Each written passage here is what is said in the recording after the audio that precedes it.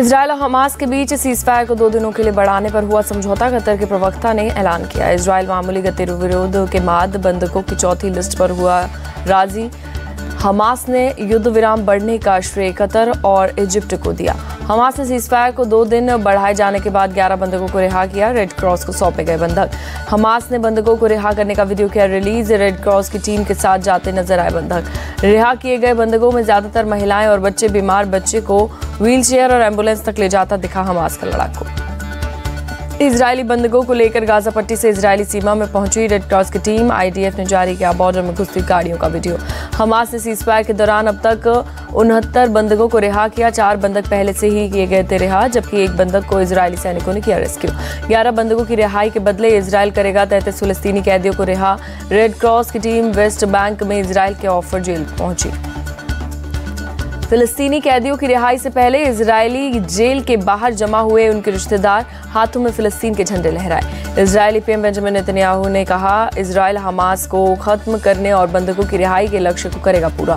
फिलिस्तीन के विदेश मंत्री रियादुल मलिकी ने जताई सीजफायर को जारी रखने की जरूरत। कहा, गाजा में और मौत को टालने के लिए सीजफायर को जारी रखना जरूरी। युद्ध के बीच इजरायल पहुंचे एलन मस्क किब्बुत्ज के खंडरों का दौरा किया। पीएम नेतन्याहू मौजूद रहे। एलन मस्क ने इजरायल का समर्थन किया। कहा, हथियारों का खात्मा जरूरी, जंग के बाद गाजा को बनाने में करूंगा मदद। एलन मस्क ने किया इजरायल की संसद केनेसेट का भी दौरा। स्पीकर ने दी संसद की कार्रवाई की जानकारी। गाजा में तेज हवा और बारिश ने बढ़ाई बेघर हुए फिलिस्तीनियों की मुसीबत। टेंट में रखे हुए कपड़े भीगे, खाने की हो रही है किल्लत। उत्तरकाशी के सलक्यारा टनल में 41 मजदूरों के रेस्क्यू के लिए 17वें दिन खराब मौसम का खतरा मंडराया। मौसम विभाग ने जारी किया बारिश का येलो अलर्ट। मैनुअल ड्रिलिंग का काम अब तक 1.9 मीटर तक पूरा हो चुका है। ऑगर मशीन का फंसा हुआ पार्ट निकालकर पाइप पे डाला जा चुका। रेस्क्यू टीम वर्टिकल ड्रिलिंग में भी जुटी हुई है। अब तक 36 मीटर तक की गई वर्टिकल ड्रिलिंग, करीब 50 मीटर वर्टिकल ड्रिलिंग किया जाना बाकी। नोडल अधिकारी नीरज खैरवाल ने बताया, अगले 6 मीटर की मैनुअल ड्रिलिंग चुनौती भरी। अभी करीब 12 मीटर करनी होगी हाथों से ड्रिलिंग। नोडल अधिकारी के मुताबिक मैनुअल ड्रिलिंग में 12 लोगों की टीम लगी। रोटेशन पर की जा रही है हाथों में ड्रिलिंग। उत्तरकाशी टनल रेस्क्यू पर पीएम मोदी ने कहा, सरकार और तमाम एजेंसियां फंसे हुए 41 मजदूरों को निकालने में कोई कसर नहीं छोड़ रही।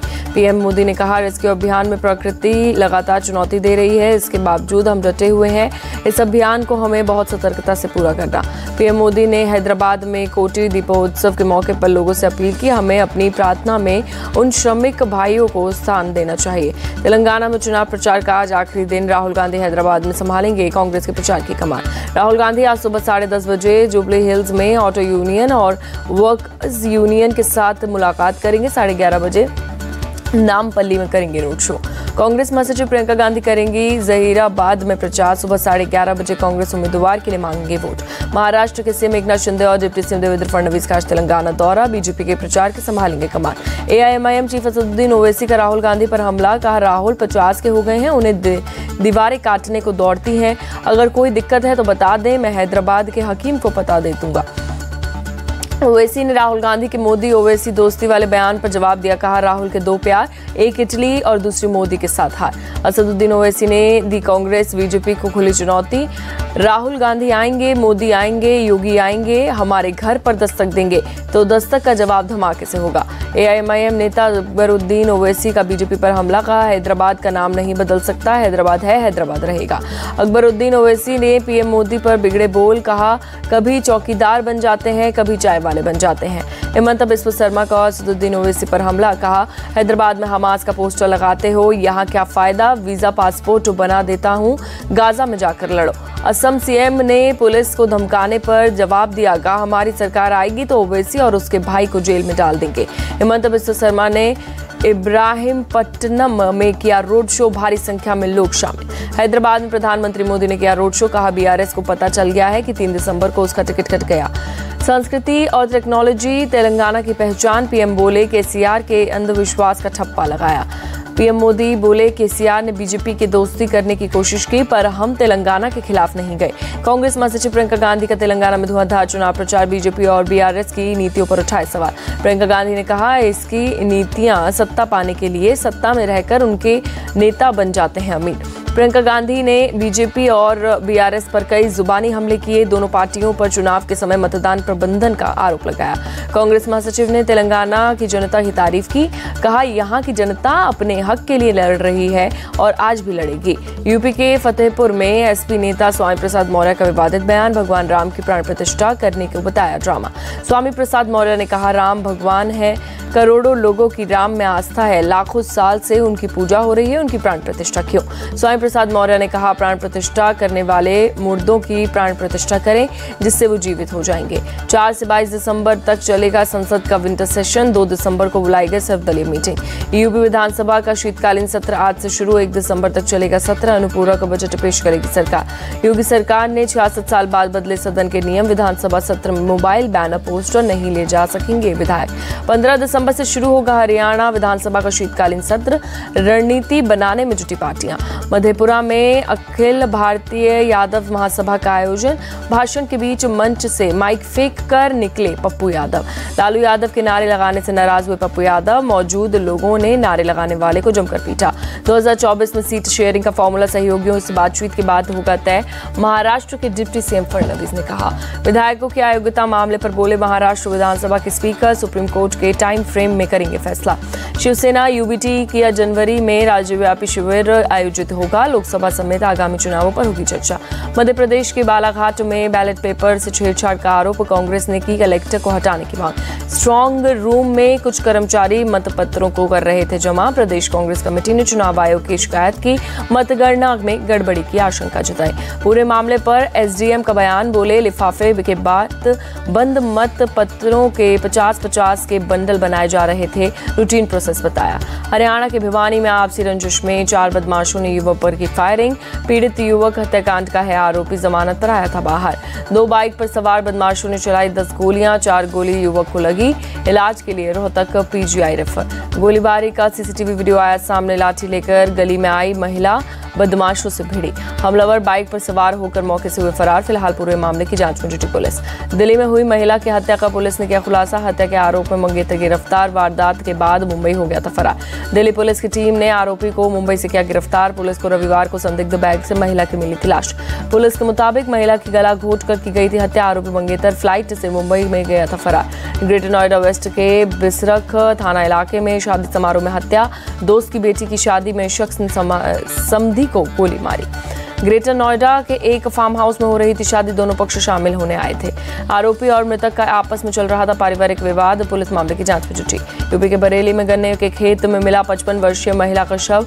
पुलिस केस दर्ज कर जांच जुटी। अगरतला के एयरपोर्ट से 20 किलो गांजा बरामद। पुलिस ने गांजा के साथ 2 लोगों को गिरफ्तार किया।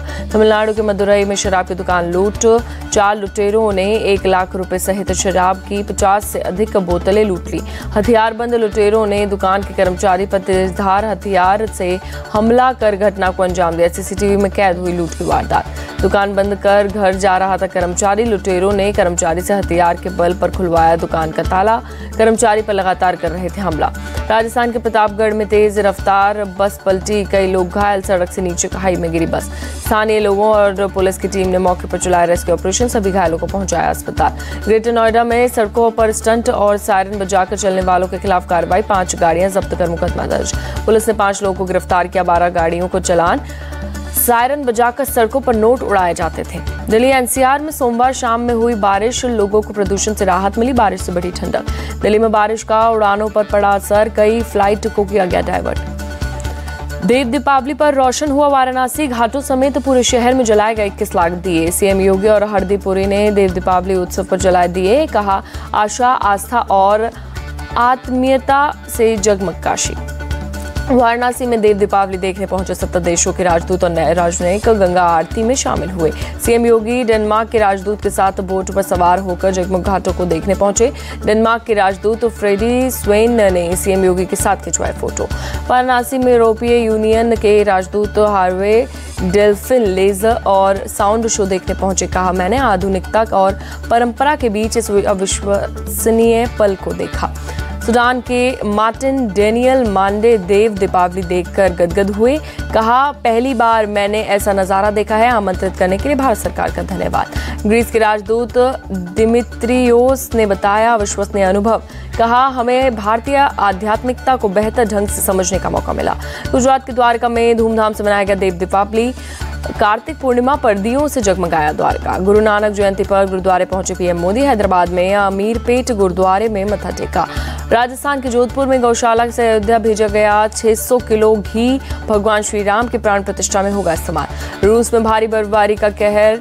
मॉस्को में सामान्य से 3 गुना ज्यादा करीब 10 इंच बर्फ गिरी। मॉस्को की सड़कों पर जमी बर्फ की मोटी परत। 12,000 से ज्यादा कर्मचारी बर्फ हटाने में जुटे। यूक्रेन पर भारी बर्फबारी और बर्फीले तूफान की मार। घनी धुंध की वजह से कई जगहों पर हादसे हुए।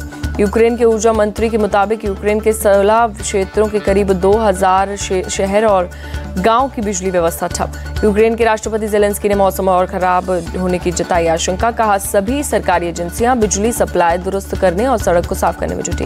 भारत ऑस्ट्रेलिया के बीच तीसरा T20 मैच आज गुवाहाटी में होगा मुकाबला। शाम 7 बजे से शुरू होगा मैच। ऑस्ट्रेलिया के खिलाफ तीसरे T20 मुकाबले के लिए टीम इंडिया गुवाहाटी पहुंची है। एयरपोर्ट पर फैंस ने जोरदार स्वागत किया। होटल पहुंचने पर खिलाड़ियों का पारंपरिक तरीके से हुआ भव्य स्वागत। सभी खिलाड़ियों के गले में गमछा पहनाया गया। 5 मैचों की सीरीज में टीम इंडिया 2-0 से आगे है। आज मुकाबला जीतकर सीरीज पर कब्जा करने की होगी कोशिश। हार्दिक पांड्या का गुजरात टाइटंस के लिए भावनात्मक अलविदा नोट लिखा। अविस्मरणीय यात्रा। हार्दिक पांड्या की मुंबई इंडियंस में वापसी। नीता अंबानी ने किया स्वागत। पांड्या की वापसी को नीता अंबानी ने हार्दिक पुनर्मिलन बताया। कहा, स्टार बनने तक हार्दिक पांड्या ने काफी मेहनत की।